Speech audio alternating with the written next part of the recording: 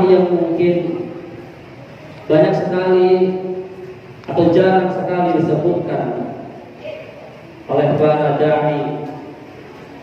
Padahal di dalam ayat yang nanti atau telah saya bacakan ada ayat di mana Allah memerintahkan kepada kita untuk betul-betul menjaga apa yang masuk ke dalam perut kita, perut istri-istri kita, dan juga perut anak-anak kita. Allah telah hamparkan semua yang ada di muka bumi ini, dari mulai yang di lautan sampai kepada yang di daratan. Halalkan semuanya untuk kita semua, kecuali ada yang khusus oleh Allah Subhanahu wa taala diharamkan. Termasuk salah satu apapun yang ada di dalam lautan, bangkai halal untuk kita makan. Ma'asyiral muslimin rahimakumullah. Di dalam surat Al-Baqarah ayat 168 yang tadi di awal saya bacakan, A'udzu billahi minasyaitonir rajim. Ya ayyuhan nas.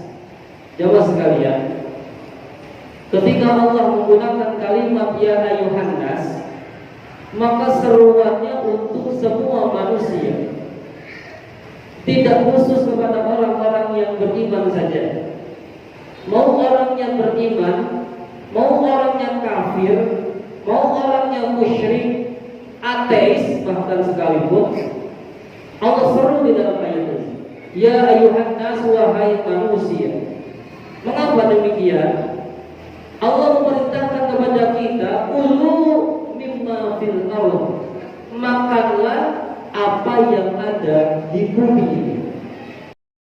Yang kedua, jamaah sekalian, ternyata syarat mutlak untuk apapun yang bisa kita konsumsi di muka bumi ini, syarat yang pertama yang harus selalu kita ingat adalah syarat halal.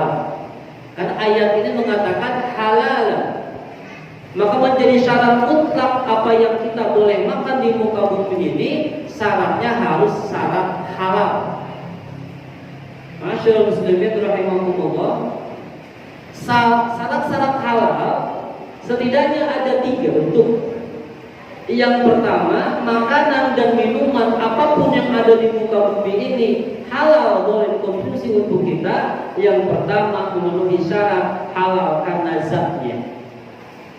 Seperti daging ayam, seperti nasi, seperti lauk pauk, maka itu halal secara zatnya. Kecuali nanti ada ayat yang mengharamkan atau ada hadis yang mengharamkan, maka itu menjadi sebuah kekhususan, makanan dan minuman tersebut tidak boleh dikonsumsi. Seperti di dalam surat Al-Maidah, Allah Subhanahu wa taala berfirman, "Hurrimat 'alaikumul maitatu wad-dam."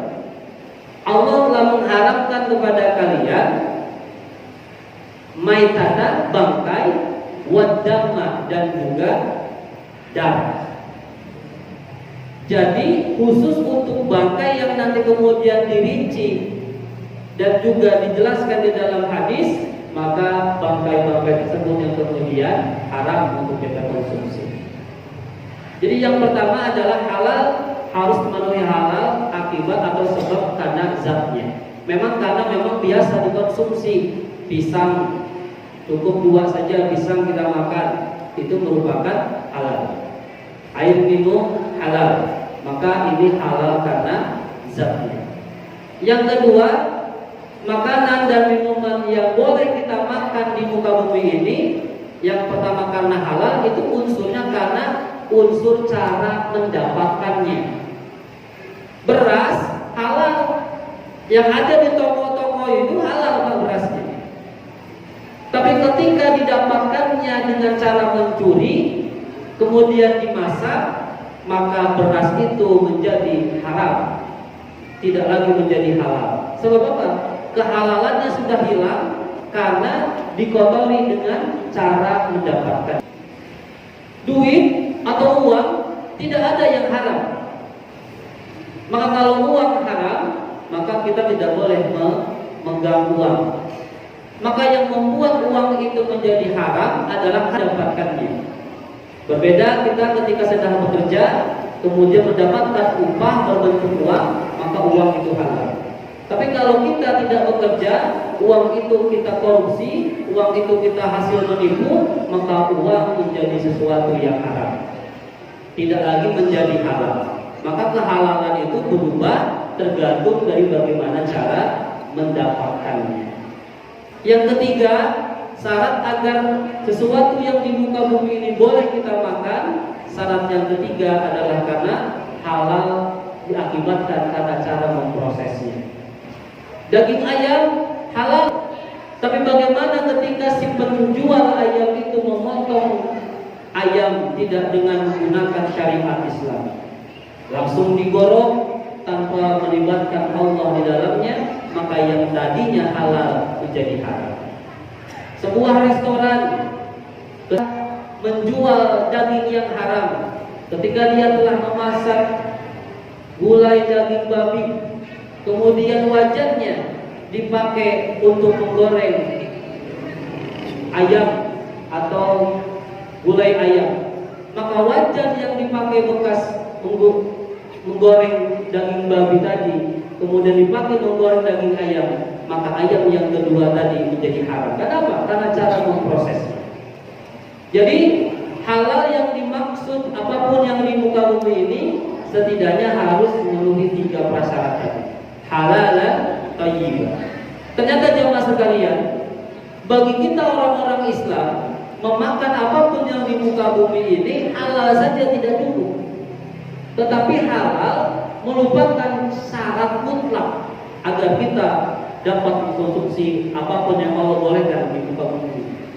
Syarat yang kedua adalah thayyiban atau baik.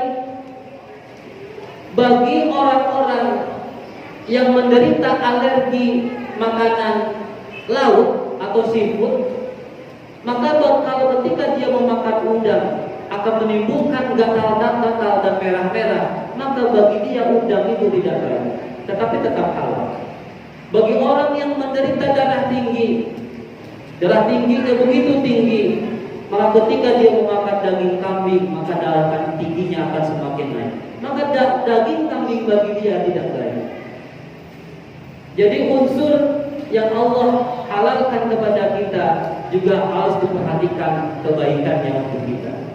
Dan yang terakhir jemaah sekalian, sebagai penutup dari untuk ini, di dalam sebuah hadis diceritakan bahwa Nabi Muhammad SAW menceritakan ada seorang yang berpakaian sangat lusuh, rambutnya kelihatan sangat kusut. Dia berada di tengah-tengah padang pasir.